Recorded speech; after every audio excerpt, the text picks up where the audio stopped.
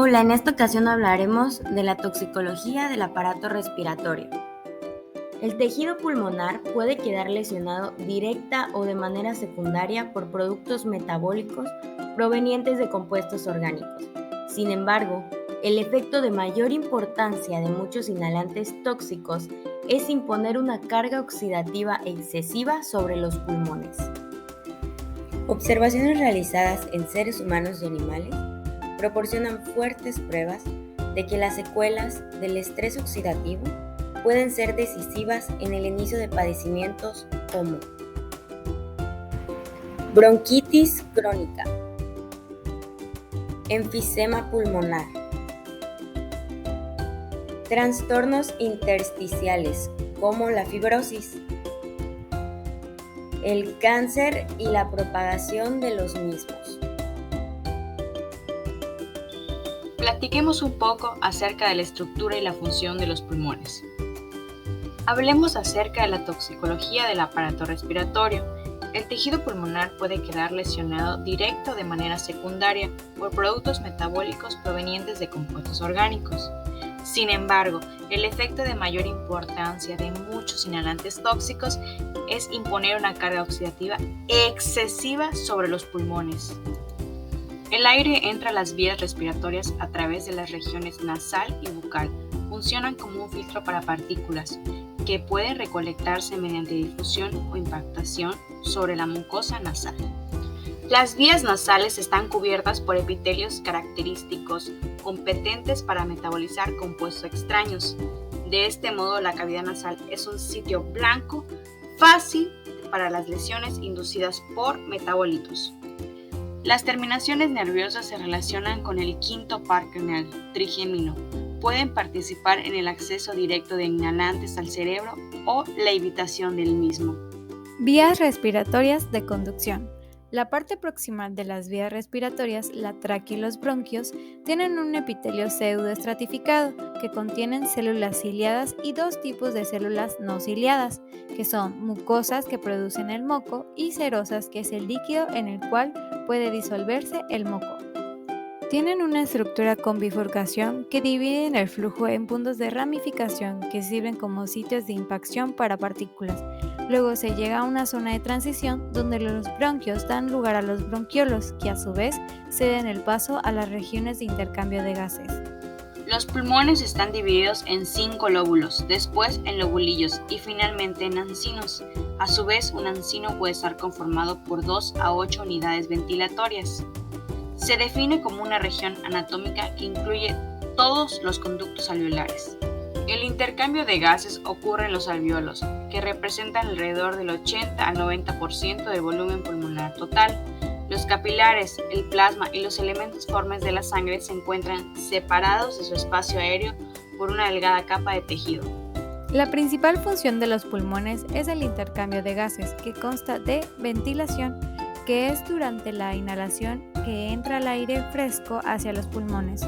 Luego el riego, que los pulmones reciben todo el gasto proveniente del ventrículo derecho, que es alrededor de 70 a 80 centímetros cúbicos de sangre por cada latido cardíaco. Y la difusión, que es el intercambio de gases que tiene lugar a través de toda la superficie alveolar. Los pulmones están muy bien equipados para desempeñar su tarea principal, que es llevar el oxígeno esencial a los órganos y tejidos del cuerpo y eliminar el dióxido de carbono. Agentes de daño en Campeche. Gran parte de los usuarios que se agrupan en las zonas rurales, en comunidades indígenas y en los municipios aún no reemplazan en su totalidad la quema de leña, y las familias continúan utilizando su estufa tipo fogata en el interior de sus hogares. La exposición neonatal a hipertensión arterial pulmonar ha sido relacionada con asma infantil. Existen algunos antecedentes de daño neuropsicológico e inclusive mostrando que el pireno disminuye la concentración de vitamina D al provocar su degradación. La exposición al humo de la leña de los recién nacidos, cuyas madres han estado expuestas de manera constante al humo de la leña, presentan un riesgo mayor a nacer con un peso menor al esperado. La contaminación del aire en interiores por el uso de combustibles sólidos es un conocido factor de riesgo de neumonía y otras infecciones agudas del tracto respiratorio inferior en los menores de 5 años. Ahora se hablará acerca de los métodos de valoración que existen para el daño pulmonar. Para empezar, tenemos los sistemas de exposición por inhalación, en donde la generación de un gas disponible en pureza alta, como un gas de tanque comprimido, por ejemplo, el dióxido de azufre, el oxígeno o el dióxido de nitrógeno, es relativamente sencilla y el conteo y la dilución producen concentraciones apropiadas para la exposición. Pasando ahora a la vigilancia y la cuantificación de contaminantes gaseosos, estos van a exigir detectores muy caros que necesitan una calibración frecuente y por lo general una computadora para procesar la gran cantidad de datos que se van a generar, o bien procedimientos laboriosos de análisis químico en húmedo. Cabe mencionar que es difícil generar partículas, ya que deben de consultarse referencias especializadas. Pasando ahora a la vigilancia y la cuantificación de contaminantes gaseosos, para los estudios de inhalación es en particular deseable la selección de animales con un aparato respiratorio similar al de los seres humanos, como el de los primates, el cual se asemeja de manera más estrecha. Sin embargo, la disponibilidad de animales y el costo de los mismos, así como la necesidad de instalaciones especiales para alojar a los monos y efectuar exposiciones a largo plazo, van a limitar mucho el uso de los primates. Por ello, se utilizan ratas. Aunque cabe señalar que existen diferencias fundamentales en la anatomía y en las funciones respiratorias, los que van a llegar a complicar la extrapolación de los efectos a los seres humanos. Se pudiera pensar en usar a otros animales, como lo son los conejos o los cobayos, pero no es así, ya que no existe información suficiente para ser utilizados en este tipo de estudios. Ahora conversemos un poco acerca de los estudios de la función pulmonar. Hablemos sobre el llamado FEP1, volumen expiratorio forzado durante el primer segundo de una exhalación activa. Esta es una prueba fácil de administrar a seres humanos, no requiere equipo complejo o una situación intrahospitalaria y no conlleva penetración corporal en absoluto. Se solicita primero al sujeto que inhale a profundidad y después que exhale con tanta rapidez como sea posible. El espirograma es el registro del movimiento del volumen del aire que entra y sale de los pulmones. Se obtiene mediante una prueba de función pulmonar llamada espirometría. Para esto vamos a necesitar de los principales volúmenes y capacidades pulmonares que explicaré a continuación. En la espirometría se describen 4 volúmenes que cuando estos se suman son iguales al volumen máximo al que se pueden expandir los pulmones. En primer lugar tenemos al volumen corriente o volumen de ventilación pulmonar.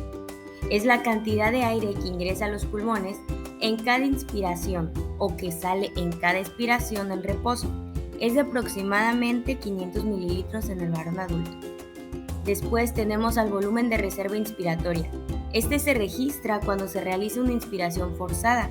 Esta corresponde al aire inspirado adicional al volumen corriente, aproximadamente 3.000 mililitros. Tenemos también al volumen de reserva expiratoria. Este se registra cuando se realiza una expiración forzada, como lo dice su nombre, que corresponde al aire expirado adicional al volumen corriente. Este es de aproximadamente 1.100 mililitros. Y por último tenemos al volumen residual.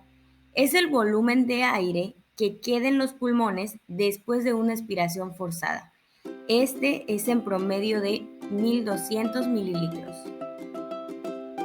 Como dato curioso, la cantidad de aire inspirado por minuto o ventilación pulmonar normal es de 6 litros, 500 mililitros por respiración por 12 respiraciones por minuto.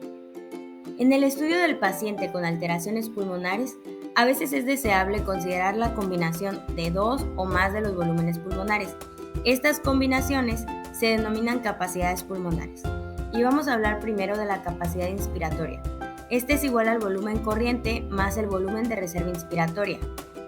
Aproximadamente la capacidad es de 3.600 mililitros.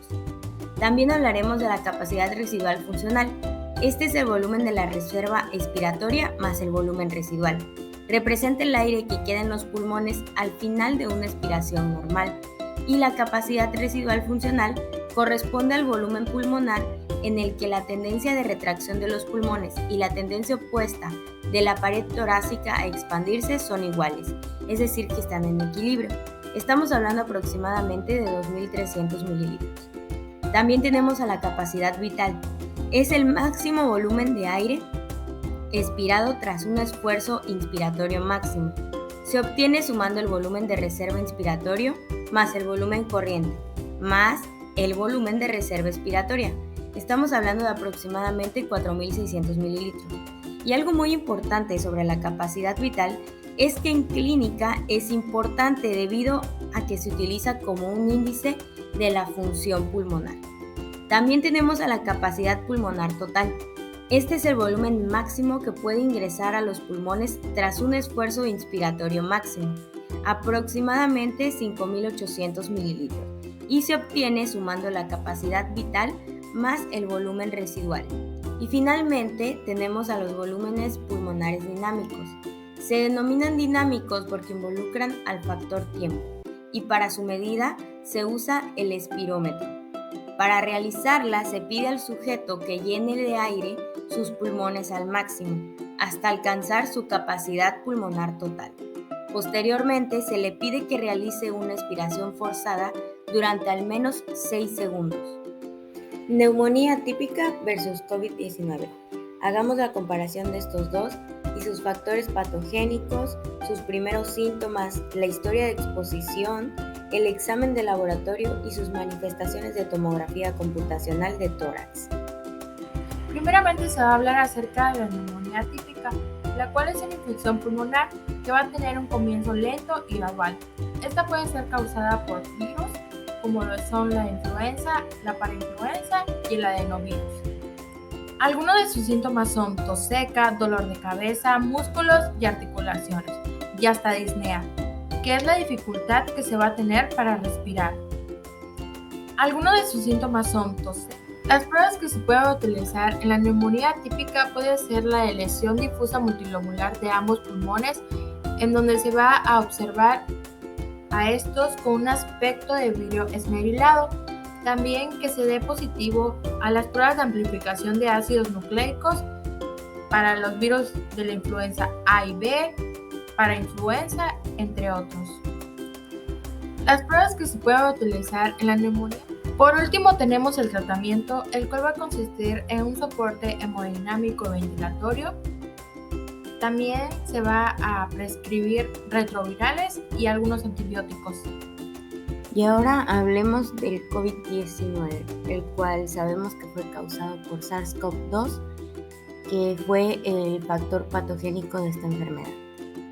Al realizar la comparación con la neumonía típica, podemos observar que los primeros síntomas son diferentes, ya que los primeros síntomas del COVID-19 fueron fiebre, tos seca en la mayoría de los casos y diarrea en algunos casos.